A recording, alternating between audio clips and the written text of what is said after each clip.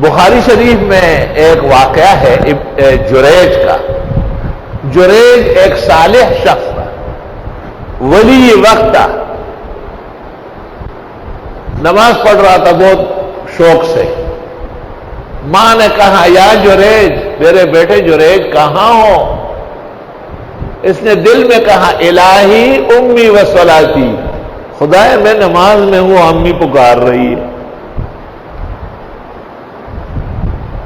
تو اس کی ماں نے دیکھا کہ بیٹا قریب میں کھڑا ہے، ہاں نہیں کر رہا ہے، تو اس نے کہا اللہم لا تمتہ حتی یرا وجوہ المومسات، اس کو مرنے سے پہلے پہلے ناکار عورت کے ساتھ بدنام کر لیں. اسی مائع زوراور توبہ. تو ایک چرواہن تھی، بھیڑ بکریاں چراتی تھی جنگل میں.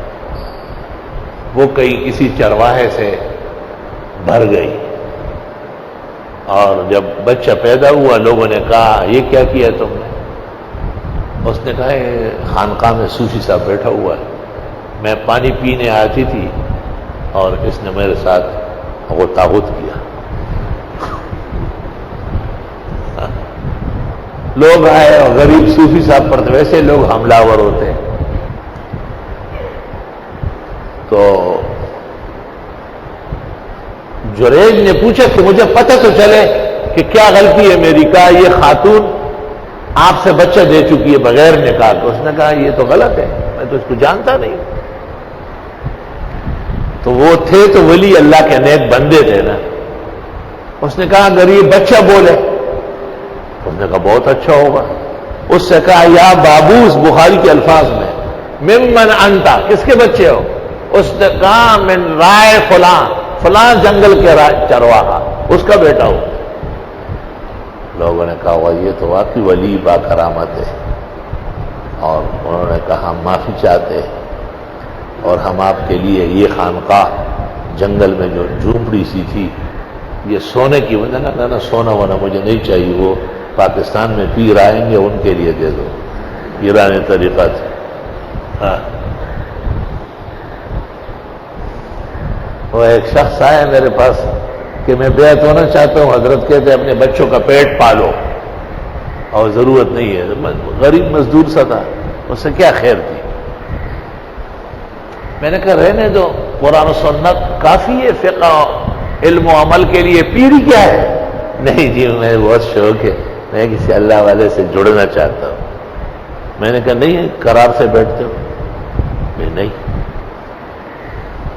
میں نے کہا ایک ہفتے بعد آؤ، پینٹ پتلون پہنو، ٹائی ذرا خوبصورت سی لگا لو، اور ایک نوکر ساتھ ہوگا وہ فروٹ کا ٹوکرا اٹھائے، اور دوسرا نوکر جو ہے نا کوئی کپڑے وپڑے کے تان ہو، اور کہو کہ میں فلاں کارخانے کا جنرل مینیجر ہوں، حضرت سے بیعت ہونا چاہتا ہوں.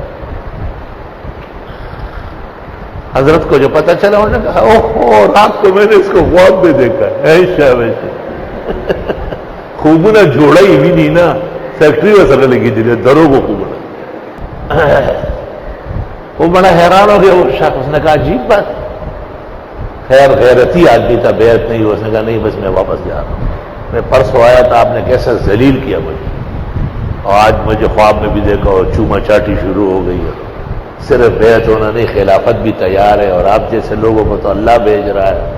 کیوں نہیں ترانہ دا گلنار بیگم آیا تھا شروع کا.